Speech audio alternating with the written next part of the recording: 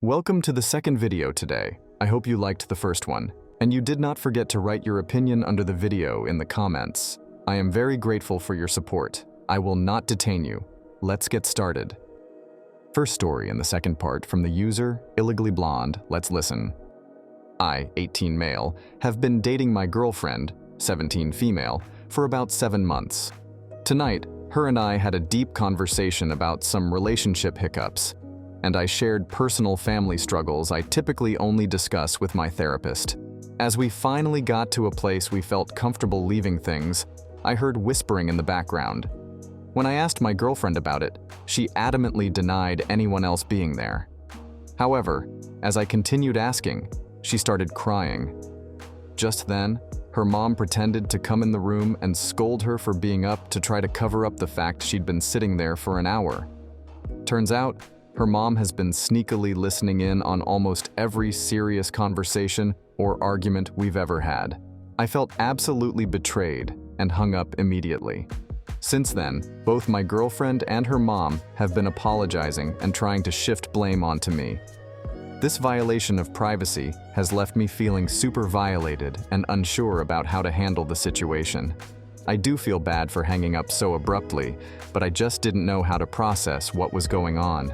AITA for hanging up on my girlfriend after discovering her mom was spying during our personal conversations? Any guidance on navigating this situation would be greatly appreciated. Author edited the story. I woke up an hour ago and watched all the comments come in while eating a whole trash margarita pizza. Thank you all for your advice and opinions. To provide more context, throughout our relationship, my girlfriend has often joked about how her mom can get any information from her. However, I've witnessed firsthand how true this is lately. I've also noticed that my girlfriend doesn't respect privacy, claiming she needs a confidant because my situations are too much for her mentally. But then her mom knows everything I share in confidence. I also have tried not talking to her, but she pushes every time. Because of this, I've become extremely cautious about sharing personal details. They're both very religious, and while I share the same beliefs, it's been a contentious issue in our relationship. Her mom has used religion to justify intruding on my personal life, citing the need to guide me if I'm sinning. My own family life has been challenging. I had to move out at 18 to escape. I talked to my own mother about all of this, and her response was to say that it was not the worst thing, and I was overreacting, which is why I felt like posting. Her mom has expressed that she sees me as part of her family, which has led to her trying to control various aspects of my life, like dictating when I can drink coffee or imposing a bedtime. She's also shared my private struggles with her pastor and best friend, who've tried to intervene and fix me. I deeply care for my partner, but I can't envision a future where her mother's involvement is so intense in our lives. I plan to talk to her about this tonight and will update you all afterward. Author update this story. She just called me at work. She started the conversation by saying she thinks we should probably break up because she can't do it anymore. I'll be honest. I snorted. She asked why, and I responded by asking her if it was because she was scared to talk to me face to face, or if it was because she just didn't want to deal with the fact she screwed up and hurt me. She said it was because I say everything is her fault. For context, I know I have a lot of problems because of a really hard home life and upbringing, and I acknowledge when I make mistakes. Last night was mostly me having to apologize and explain myself over and over. But this time, I flat out told her this was 1000% her and her mom's fault. I then had to go because I'm at work and people needed help. I then got the texts saying things like, "I guess this is all my fault," and "I deserve to sit in my consequences apparently." She wants me to come to her house after work to sort things out. I think I am going to see if we can meet alone in a public place to ensure privacy. I'll update after that. What I think about this story. Unfortunately, with parents like that, the only way she can escape such a situation is by essentially cutting contact with her own mother. It's a hard thing to do, especially when you are raised in a very religious family because of the indoctrination you go under from a young age. Let's check the user's comments. That's a learned behavior. Coming from a religious background, mothers control with guilt, and the idea of owning a consequence is absurd. It's pretty much the guilter's handbook. My mom would always scream at me for hours, and then when it ended up that whatever she was screaming about wasn't my fault, or just straight up didn't happen, or she realized it was a huge overreaction, it always came back down to, well, I guess I'm just a terrible mother, aren't I? Because she knew I would never say she is, but yeah, she was a bad mom. It was her way of getting me to still be the bad guy, even when she was 100% in the wrong. There were never actual apologies. It was either poor me pity parties when she knew she screwed up, which switched me back to comfort in her, or she would switch the blame back on me with, I'm sorry, but you've also done so much wrong. Why would I ever think that you weren't wrong this time? Or she would just go on for hours with, right, you never do anything wrong. I stand here yelling for hours for no reason. But you are always perfect. And what was it I did so wrong? Fold the towels wrong. Not pick up the imaginary dust that only she could see. Not want to clean my room for 3 hours on a Saturday when it was already clean. Dare to ask to leave the house. On a weekend, leave a plate out. The list of horrors and atrocities goes on and on. Maybe somewhat re-layered bit. I've had a friend do this with our other friends. I was having what I thought was a private discussion about how something one of our friends did bothered me and how to approach the situation, only to find said friend and like 3 other people were all listening in on the conversation and just twisting my words, my real time. At the time, I wanted to work things out, but after that, I just noped out that friendship and never looked back. That level of privacy invasion isn't something I would ever excuse, and I'm glad this guy didn't either. I swear, every time religion comes up in this sub, I am increasingly glad that not only does my own religion encourage asking questions, my parents made sure I knew enough to be able to make my own decisions. Like, I know there are sects of Judaism that are super controlling and toxic also, and Christians who are incredibly loving and open. But these are just so far from my own experience while growing up religious, and I'm so thankful. There is an unhealthy, controlling relationship between OOP's ex and her mother, but that's not OOP's problem, and it shouldn't be any future partner's problem either. I hope she's able to grow a backbone, because otherwise, it's going to be tough for her. No one wants a partner who is still attached at the umbilical cord with mommy dearest. She sounds like an ex of mine. Not in the sense that she did anything like what this girl did, but in the sense that would never take responsibility for their own actions. My ex broke up with me and made it out to be my fault for drifting away from her, failing to realize that her own bad attitude was what pushed people away. She had no friends and thought that everyone who did anything to slight her was an enemy. Basically, main character syndrome. The second story from the user, Big Mouth Bad Karma, let's listen. We've been together 3 years. Only in the last year, his alcoholism started to show. He is a mean drunk, so every time after he goes out to drink, he arrives home only to scream at me. He also got into drugs, so the arriving home is around 10 a.m. after not hearing from him for half a day. The shouting finally became name-calling.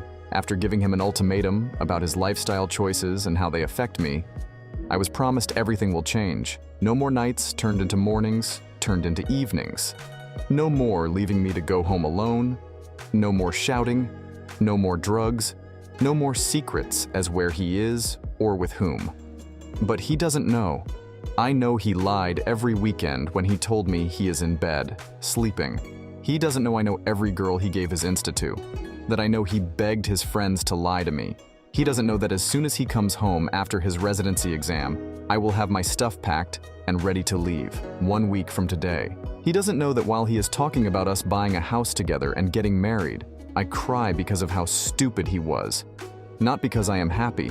He is currently singing in the other room, making plans for how we'll celebrate if he passed the exam. Author update this story.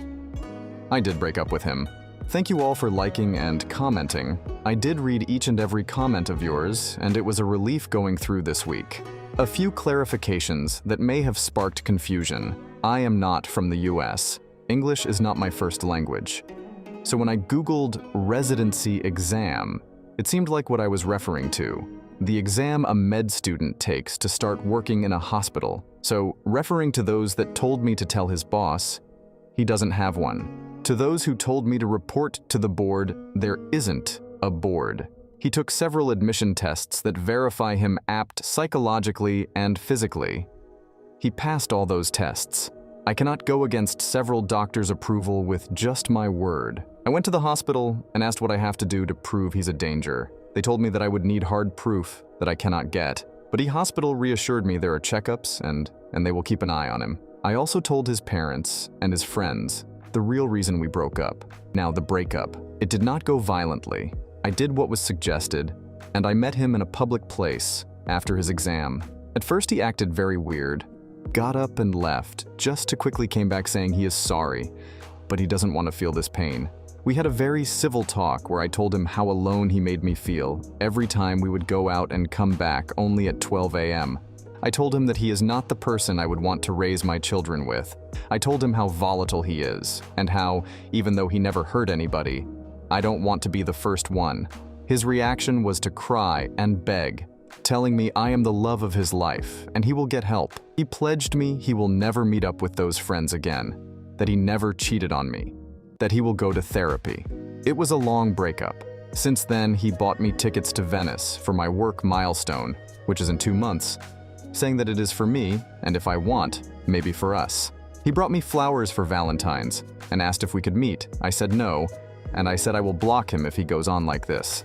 I am incredibly sad because my family won't talk to me, saying I am selfish for not helping them with their emotional needs even now, and saying I should take him back. I feel so sorry for the both of us, what drugs and alcohol can turn you into. What I think about this story, I don't get why her family cares about her staying with this guy. I get that there's a culture gap in play, but this doesn't seem like an arranged marriage, and it's not like she was going to be reliant on him for income or support. Hell, given that it isn't the US, it's not like marrying a doctor would be a ticket to an upper middle class life. As in most places, doctors are very middle income. Why would her family want her to marry a drug-addicted drunk who isn't even a full doctor yet? Let's check users' comments. My ex was mentally abusive and just a dickhead in my own grandmother's words. She is also the only person who would regularly say, I miss ex's name. Don't you miss him sometimes? It's too bad what happened. I thought he was so good for you. And when I'd ask why and cite an example of how he was changing me for the worst, gave me an eating disorder. And she would say, oh, I know that's what I meant. I thought he was good to you, but he wasn't. Oh well, you'll find someone. Like, thanks, Graham. Wasn't even thinking about that miserable stage of life until you brought it up for no reason again. Even after I started dating my current partner, there was one time she mentioned my ex, asking if I missed him again. I said, no, I don't. I never will. If you miss him so much, you can go date him. Don't talk about him to me ever again. And that shut her up finally. Family like this doesn't actually see OP and care about them as a person inside, just as who they are to the family. It's sad, and I hope OP can stay strong through all of this. Despite her family just piling it on, she needs what is best for her, and unfortunately, they are aligning themselves with what is worst for her. As a woman, I also have male pattern blindness, but I think about half of that is my ADHD. See the messy stare, think the stare should be vacuumed, move on and forget about it. Only I would often make stops in feel guilty and worthless, because you can't seem to clean the stare like you should, and also the stare would never be magically cleaned because I'm the only one here, so it's kind of a mix of the two. Though I think most of it is actually the ADHD, and that I was raised by an ADHD mother who is a bit of a hoarder, so I have a fairly high tolerance for mess. But because I dislike cleaning, executive dysfunction wouldn't allow me to actually clean anything until it reached critical mass. The emotional toll would finally allow me access to the executive function. Anyway, I hired a housekeeper, and it was the single best decision for my mental health that I have ever made. I used to think that I should have been made to do more chores growing up, so I'd get used to it. And now I know that probably wouldn't have actually helped, because I have a disability, LMAO. The struggle is real. Oh, I did forget to say that I am particular in my mess. I want all my dirty dishes on the kitchen island. I had to rearrange a mess my ex made of the kitchen because it was pissing me off because it was everywhere instead of in the designated spot, LOL. Thanks to everyone who was here today. Don't forget to write your opinion under the video and put likes. It's very important to me. See you tomorrow. Bye-bye.